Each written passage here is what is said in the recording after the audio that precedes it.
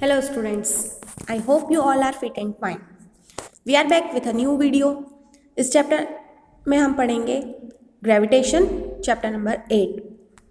So let us start.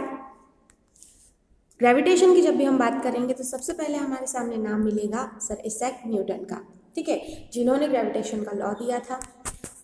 यह कहानी तो आपने पहले भी सुनी होगी कि one day while sitting below the Apple tree he saw an apple falling down. मतलब जब भी एक बार वो पेड़ के नीचे बैठे थे और उस पेड़ पर से एप्पल को नीचे गिरते हुए देखा उन्होंने, और यहीं से उन्होंने सोचना शुरू किया.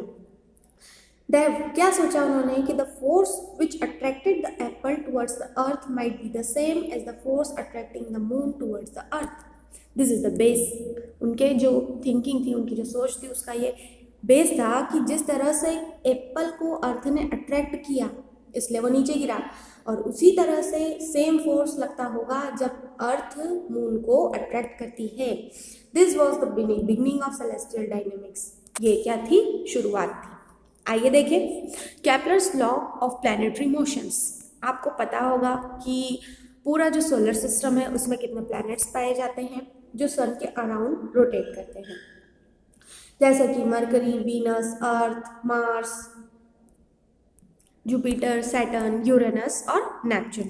ठीक है, तो ये जो प्लैनेट्स है उनका मूवमेंट किस तरह का होता है, किस तरह से वो रिवॉल्व करते हैं, इसके बारे में कुछ साइंटिस्ट केपलर ने कुछ लॉज दिए हैं जो हमें पढ़ना है इस चैप्टर में.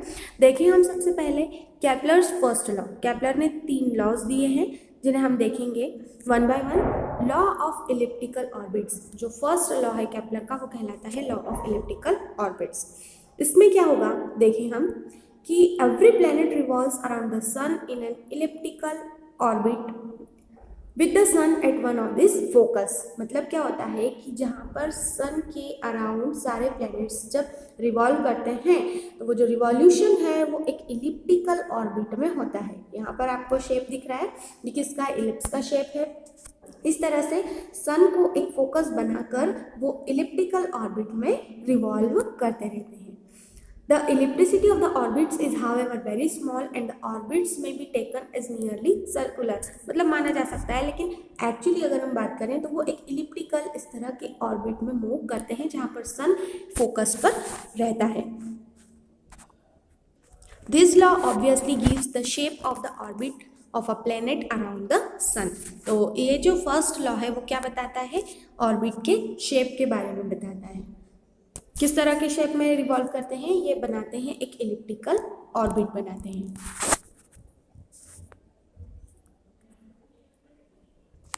The next is Kepler second law.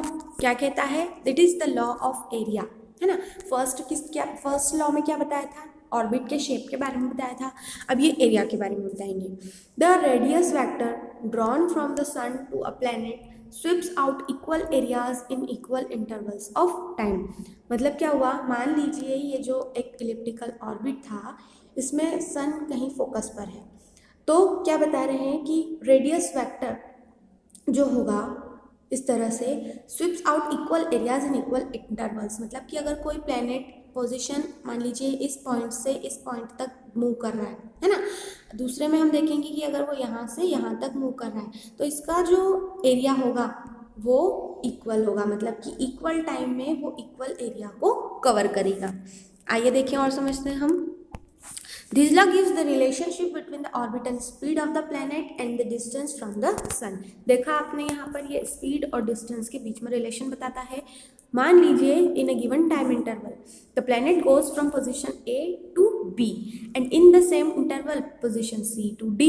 तो इस लॉ के अकॉर्डिंग क्या होगा? Area of ASB is equal to area of CSD. अभी मैंने आपको बताया जैसे कि ये इलिप्टिकल ऑर्बिट में मूव कर रहा है तो क्या होगा कि ये पॉइंट हो गया A, B, ये C और ये D. किसी एक गिवन टाइम इंटरवल में अगर ये यहाँ सन है ना, अगर कोई भी प्लैनेट A से B में ट्रेवल करता है और C से D में ट्रेवल करता है, मतलब टाइम इंटरवल सेम है, तो ये जो एरियाज होंगे वो इक्वल होंगे. एरिया ऑफ ASB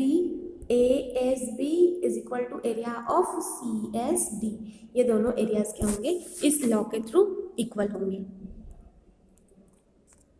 देखें आप यहाँ पे, आपको और अच्छे से समझ में आएगा इस पिक्चर में कि clearly when the planet is farthest from the sun its linear speed is minimum. मतलब क्या होगा कि अगर सन से प्लैनेट फारदेस्ट बहुत ज़्यादा दूरी पे है तो इसकी लीनियर स्पीड मिनिमम होगी, और अगर उसका डिस्टेंस क्लोज है तो उसकी लीनियर स्पीड मैक्सिमम होगी। तो ये जो लॉ हुआ सेकंड केपलर्स का, ये आपको एरिया के बारे में बताएगा। Next will see Kepler's third law. ये है लॉ ऑफ पीरियड्स। इसमें क्या बताते हैं कि the square of time period of revolution of the planet around the sun is proportional to the cube of the semi major axis of the elliptical orbit, है ना। मतलब इलिप्टिकल ऑर्बिट है, अगर यहाँ पर कोई फोकस पर्सन है तो इसका कुछ ना कुछ एक्सिस बनेगा, है ना। तो किसकी बात कर रहे हैं हम, उसके सेमी मेजर एक्सिस की बात कर रहे हैं। इफ आपने जैसे पढ़ा होगा मैथ्स में भी, अगर इलिप्स होते हैं तो उनके मेजर एक्सिस और माइनर एक्सिस होते हैं, तो हम किसकी बात कर रहे हैं, सेमी मेजर एक्सिस की बात कर रहे हैं। तो एक तरह से वो उसकी रेडियस ही होगी। If time period of revolution of a planet around sun is capital T and R length of the semi major axis of the elliptical orbit, ये क्या हो जाएगी, इसकी लेंथ हो जाएगी। तो इस लॉ के अकॉर्डिंग क्या बनेगा कि square of time period is proportional to the cube of semi major axis. तो T square is proportional to R cube.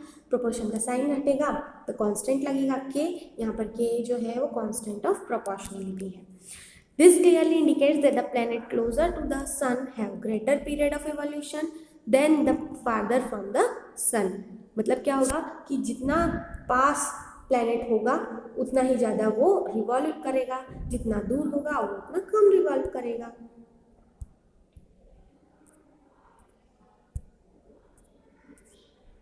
Now see, next is principle of superposition. यहाँ पर क्या होगा, if instead of two particles as considered earlier, several particles are present, each pair will experience a mutual attraction. जैसे कि हमने देखा था पहले फोर्स के बारे में कि अगर कोई भी दो पार्टिकल्स हैं वो क्या करते हैं, आपस में एक दूसरे पर फोर्स एक्सर्ट करते हैं, ठीक है। अब यहाँ पर हम बात कर रहे हैं सेवरल पार्टिकल्स की, है ना, मतलब बहुत सारे पार्टिकल्स हैं, तो वो जो जितने भी पार्टिकल्स होंगे वो आपस में सब एक दूसरे पर म्यूचुअल अट्रैक्शन करेंगे, ठीक है। तो प्रिंसिपल ऑफ सुपरपोजिशन इसीलिए है कि जब हम सेवरल पार्टिकल्स मतलब दो से ज़्यादा पार्टिकल्स की बात करते हैं, देखें क्या होता है, the total gravitational force acting on a given particle is the vector sum of the gravitational forces exerted by it by other particles.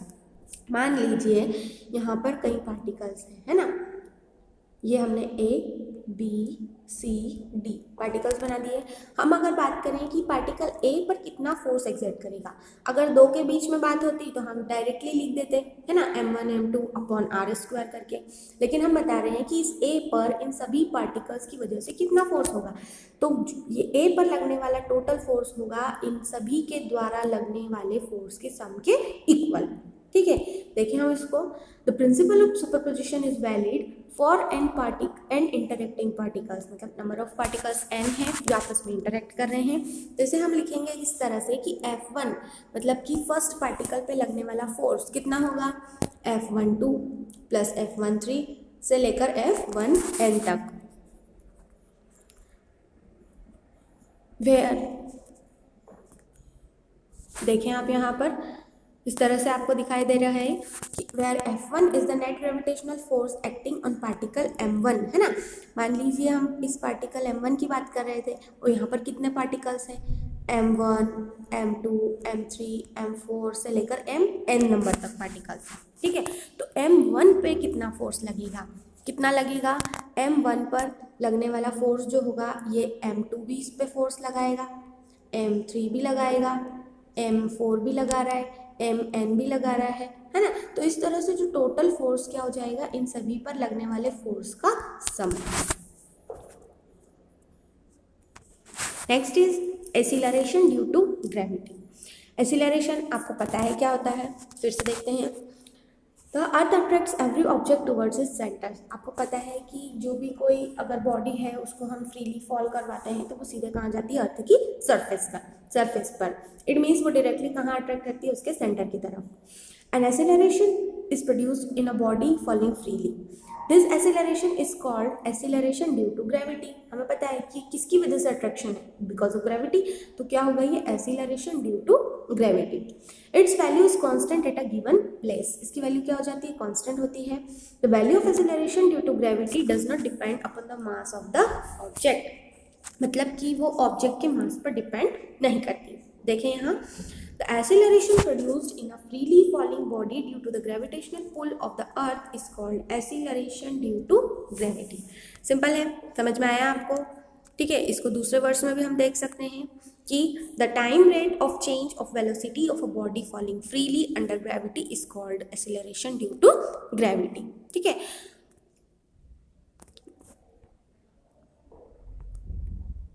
Now see the relation between G and capital G। अब आपको देखना है कि इन दोनों में क्या difference होता है। तो सबसे पहले आप समझिए कि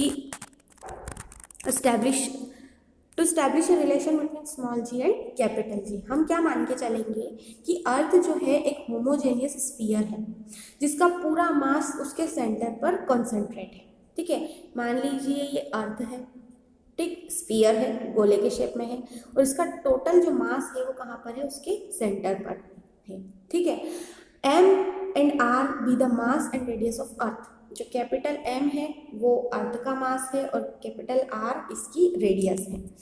an object of mass small m is lying on the surface of earth. मान लीजिए सरफेस पर कोई एक स्मॉल m ऑब्जेक्ट रखा हुआ है। As the mass of the earth can be assumed to be concentrated at its center, the distance between capital M and small m will be r। अभी हमने क्या समझा था कि ये क्या है, एक होमोजेनियस स्फीयर है जिसका पूरा मास उसके सेंटर पर है। तो अगर कैपिटल M और स्मॉल m के बीच की डिस्टेंस क्या हो जाएगी, कैपिटल R हो जाएगी।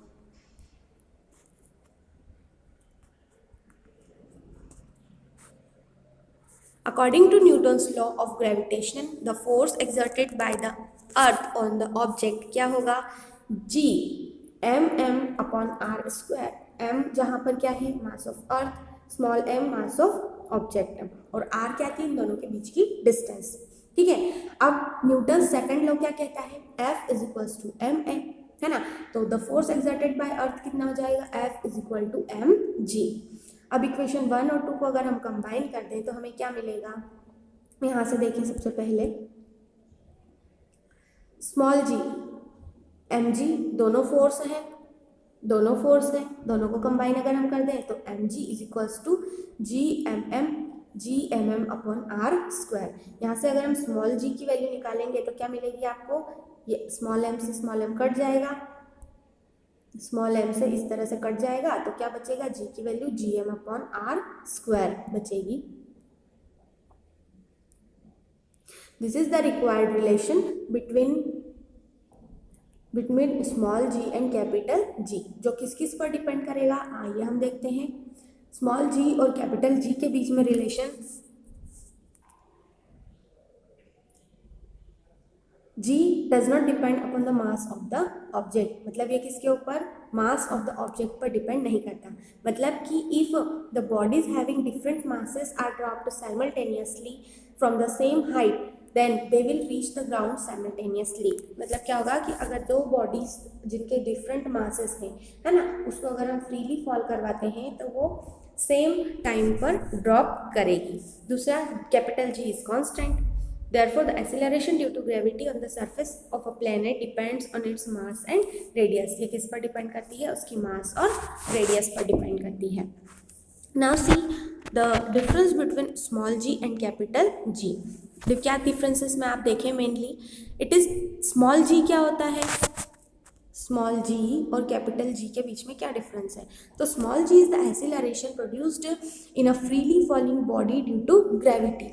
ठीक है, और कैपिटल G क्या है, it is numerically equal to the force of attraction exerted by two particles of unit masses on each other placed at a unit distance। G हमने देखा ये क्या होता है, दो मासेस के बीच में लगने वाले फोर्स के इक्वल होता है। और स्मॉल g क्या है, ये एक्सेलरेशन है जो कि कोई भी बॉडी अगर फ्रीली फॉल करती है तो उसकी वजह से प्रोड्यूस हो जाता है। नेक्स्ट, स्मॉल g की वैल्यू क्या है, changes from place to place. लेकिन अर्थ की अगर हम बात करें तो कितनी होगी, 9.8 मीटर पर सेकेंड स्क्वायर। कैपिटल जी की वैल्यू हमेशा सेम होगी 6.67 इंटू 10⁻⁻11 न्यूटन मीटर स्क्वायर पर केजी स्क्वायर। स्मॉल जी की यूनिट होगी मीटर पर सेकंड स्क्वायर। कैपिटल जी की वैल्यू क्या होगी nm स्क्वायर पर केजी स्क्वायर। स्मॉल जी एक वेक्टर क्वांटिटी है, कैपिटल जी एक स्केलर क्वांटिटी है। So these are the basic differences between small g and capital G. I hope you have understood. Thanks for watching the video.